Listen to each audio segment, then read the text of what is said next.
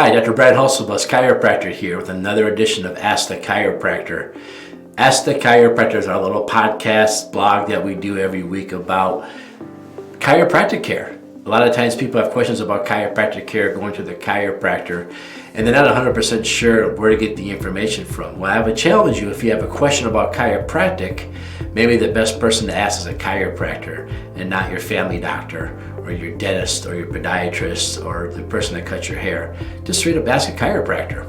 And so what we have here is my podcast where people submit us questions either over the internet, they direct message me, or they go on my website, or maybe they just come in the office and ask me a question. And so one question that we were asked recently was a lot to do with the ear infections that kids get. A lot of kids get ear infections, and there's stories about chiropractors that help kids with ear infections. And I want to try to explain a little bit of this to you, how this works and how it doesn't work and what's really happening at the chiropractic clinic. Have people come to the chiropractic clinic with ear infections? Absolutely. Have people left the chiropractic with earaches being resolved after getting chiropractic care? Absolutely. Does chiropractic offer a adjustment that's designed and specifically made to fix ear infections? No.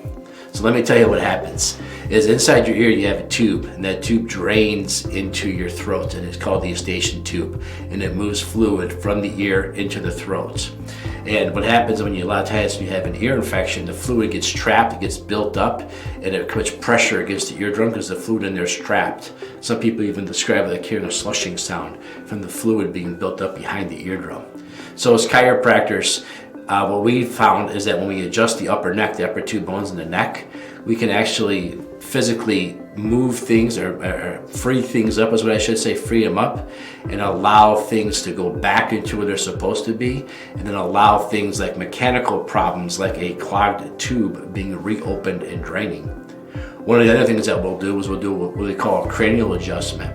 A cranial adjustment is every time you breathe in, your head gets a little bit bigger, then when you exhale it shrinks, so breathe in, go out, and it opens, it closes, opens, it closes. As chiropractors, we know a couple points where we can stabilize while you breathe and hold them still, and that can do the same thing inside the skull. Now, why do children get more ear infections than adults? Well, as children, our faces are still growing, our heads are still getting bigger, and so with that, there's bones inside your skull that we can't see that are way inside, and these bones can shift laterally, left or right, forwards or backwards. A lot of times when they shift forwards, they can block the tear ducts, and that's why you see lots of little babies that get that yellow junk in their eyes. You kind of have to massage it out as a parent to get all that yellow junk on their eyes. And the pediatrician will tell you that in time this will go away. And they're right, because in time the skull will continue to grow and that bone will fall into place and it'll stop putting pressure up there.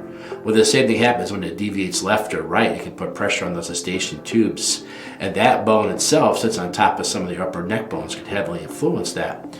So we adjust those areas, we physically move those bones out of the way, we free them up. We don't say we move them, we free them up and allow them to move, glide better. We should allow things to function and drain better.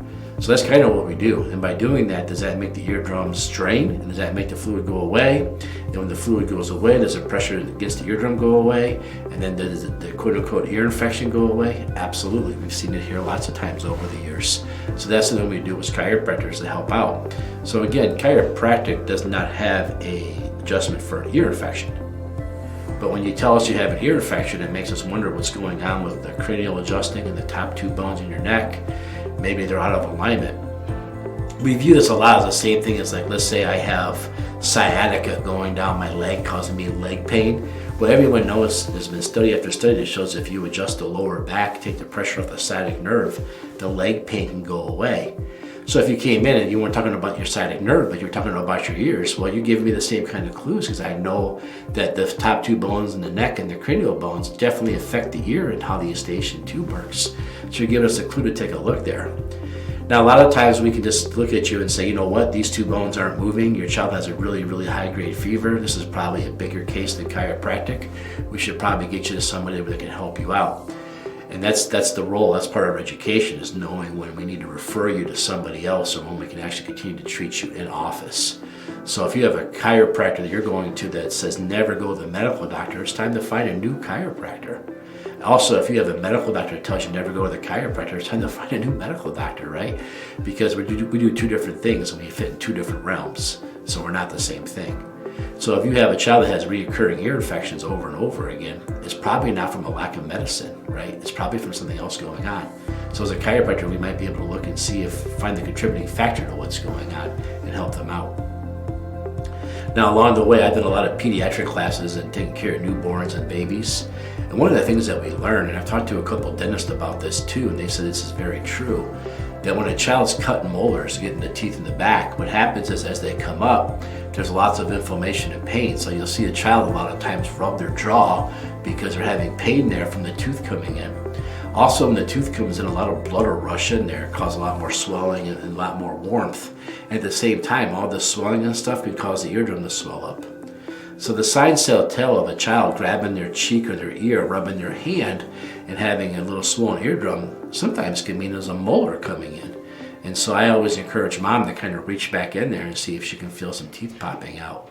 Or, just like ask the chiropractor, ask your dentist. Check with the dentist and see what's going on. Maybe the dentist can see that there's something coming up there and work with the dentist on this. So then we all go through, and most of us don't remember growing our first molars or cutting our first ones because we were babies. But that can also a lot of times mimic an ear infection. And then some of my research and studies have shown me from a holistic stance that whenever we're getting fluid buildup, like either it's behind our ears or in our nose or our sinuses, that one of the things that can irritate that or make that worse are dairy products. So whenever somebody comes in and tells me they're dealing with recurring sinus issues, whether it's the nose, the sinuses themselves, or the ears, I usually try to challenge them to eliminate dairy for a while and see if that helps speed up the healing process. So that's one of the dietary supplemental ideas that we do. And like always, when you're not feeling good, you should double your vitamin D. You should always have vitamin C. You should have vitamin C in every meal. It should come from a nice, colorful piece of produce. We do not need vitamin C capsules. Most of those vitamin C capsules are full of sugar. When you increase your sugar intake, you turn off your immune system. So the idea of drinking orange juice when you have an ear infection or other problems, this is a bad idea because orange juice has high levels of sugar. Now, eating an orange is a little bit different, but in reality, we don't need any oranges or fruits at all in our diet. What we need are vegetables, and vegetables are full of our vitamins. So I would push you more towards eating colorful vegetables to get your vitamin C. As a human species, we are really good at making vitamin C, so any produce would have it, but we do not store vitamin C. So it's very important for us to have vitamin C at every meal, several times a day. I know right now I have a bag full of rainbow carrots. I'm eating those for my snack today. Very good stuff. So there you go. So how does chiropractor deal with ear infections? Well, we'll give you some dietary recommendations. We'll give you some vitamin inflammation. We'll make sure that you're not having a crisis where you need to go see the medical doctor or get medical help. Maybe there's a rare case it actually is an infection. With a bacterial infection, antibiotics are the best choice. Other thing we'll do is we'll look in your ears a lot of times to see what we see. And lastly, we'll make sure it's not part of a dental issue. And if we can adjust the upper two bones and do a cranial adjustment to give you some relief, of course we'll do that. Hopefully that works and hopefully everybody feels better. But I kind of hope you answered your question about do chiropractors treat ear infections. We do not treat ear infections. We adjust the upper bones in your neck, and if that's a side effect, so be it. But that's how we go about it. Me as a chiropractor here in town and where I live, I know several ENTs that I work with sending patients back and forth to because sometimes it's not a chiropractic issue and we do need help. So make sure that your doctor or chiropractic that you see also has the same attitude. All right, everybody. I'm Dr. Dr Hulsebus. This has been Ask the Chiropractor. If you have a question that you'd like to submit to me or get back a hold of me, please check me out at rockforddc.com, ROCKFORD, and submit your question there, and maybe next time you'll be the question of the week. Also, if you go there, you'll see all of our previous episodes, and there is a search button, because we've done lots of these. You can type in what you're looking for, and you should be able to find out what to search. Thank you.